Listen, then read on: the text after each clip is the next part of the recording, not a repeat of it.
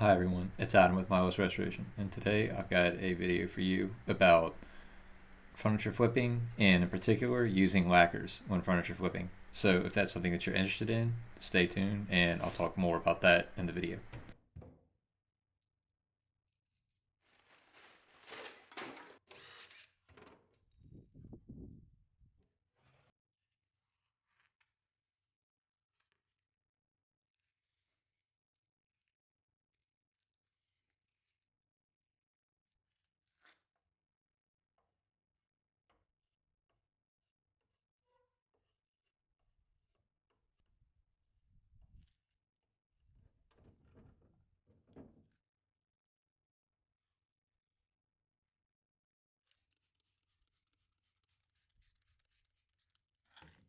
So I just filled the holes there with wood filler and I'm going to re-drill those soon, and I just cleaned everything with simple green and I gave it a good rinse too.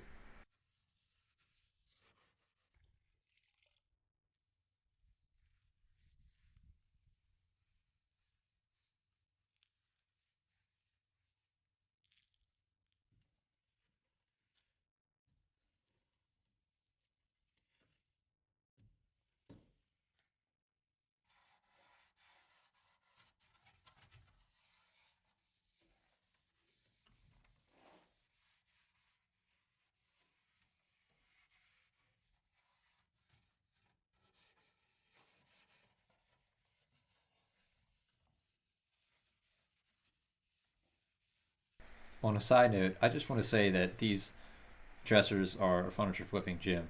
They're very easy to work with. Typically, I find them in good shape, and they're not too heavy to where they're hard to pick up. But they were mass produced in Malaysia, I believe it is, and there's a ton of them from the 2000 to 2008 era, kind of roaming around in thrift stores. So if you see one, definitely worth taking a look at.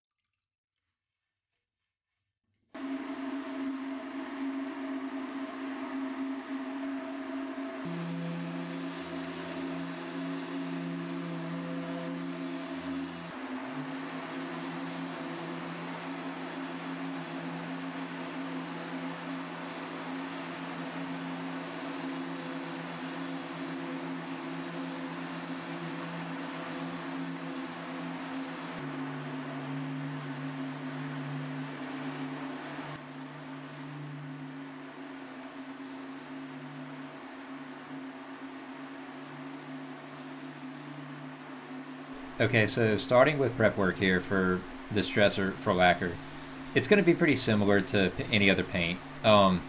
It would probably benefit you to basically have it look like it's in finished condition whenever the primer is done. But with solvent-based lacquers, if you burn through the primer a little bit, it's not the end of the world. With water-based lacquers, it matters a lot.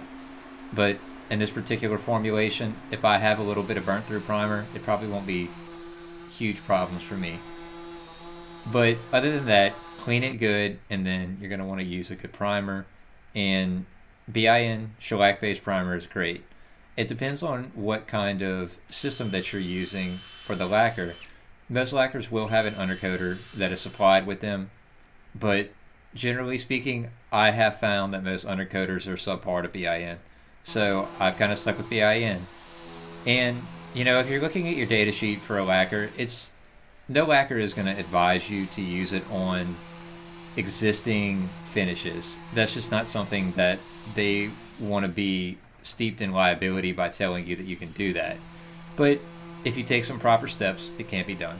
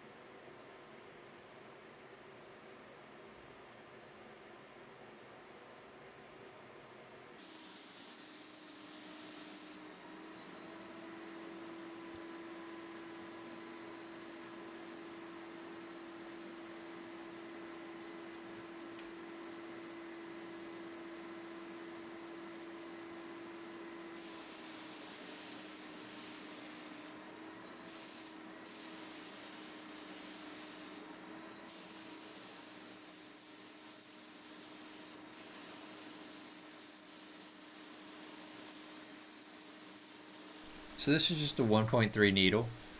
I do about a 50% overlap, and I try to take my time and get good coverage. You don't really want to go for coverage on the first shot, but you can in certain cases. This is a pretty thin coating and it dries extremely quickly, so I'm not too worried about it, but I'm also going to give it ample time to dry. If it says 45 minutes, I know that it's cold right now. It's probably going to take it more like closer to an hour and a half to 2 hours, and that's probably about what it took. And when it chalks up, generally speaking, I know it's probably ready.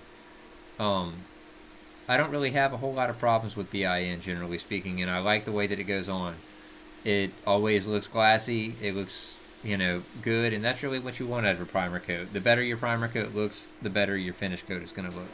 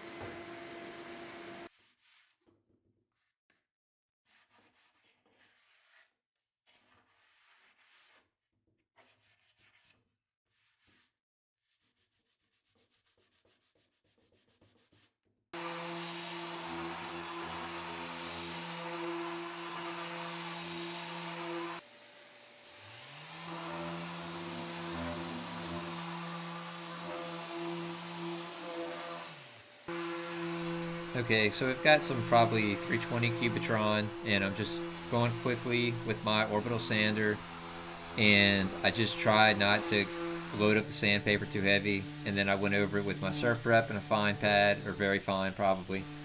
Just did the curve surfaces that I couldn't get with the orbital, and that was it. Um, I take like a cloth and wipe it down, and then I started mixing up my lacquer. So this is the lacquer they were going to be using. This is a very old formulation. It's really not even sold anymore. It's just a particular industrial store that I know around me that has it, so I buy it. And I'm going to thin it pretty significantly, probably about 20%, and it's probably already been thinned before too because this is stuff that I've used. So I'm probably somewhere around 30% thinned, and it's just a regular nitrocellulose lacquer that's a tint base, and it's in a semi-gloss. If you can get a pre-cat, I would recommend that more. But yeah, I just spray it out of a 1.3. I try to keep a wet edge and make sure that I don't have any dry spray, because dry spray is kind of your enemy here. Um, this coating in particular doesn't really get like a whole lot of runs in it, so that's kind of one good thing about it. But dry spray is definitely a problem because like it dries so quickly that if you're not paying attention, a simple change of pattern with spraying can lead to a bad spot that looks to a difference in the sheen. And look, I'm sure that I have some of those in there, but a very minor one is not really that noticeable, but it can look really bad if you get carried away with it.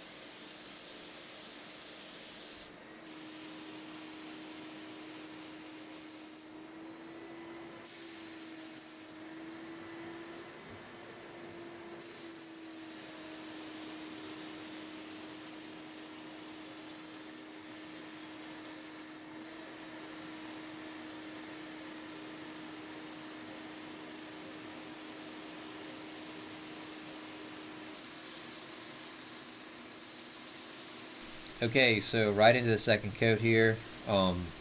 I ended up taking like a 400 grit block and just very quickly passed it over. Definitely not as significant as the sanding that I did in the first go around that you saw with the primer.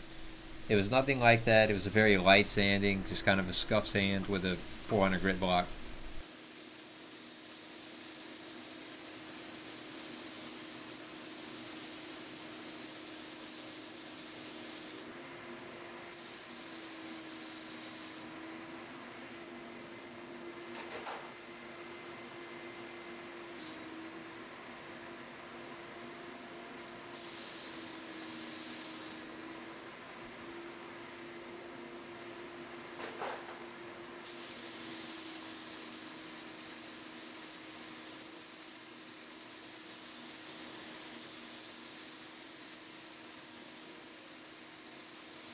Okay, so I'm just kind of picking up everything now. It's probably been a couple hours since the last coat of lacquer, and I just put these in. I kind of touched them and just kind of wanted to see how they felt and everything.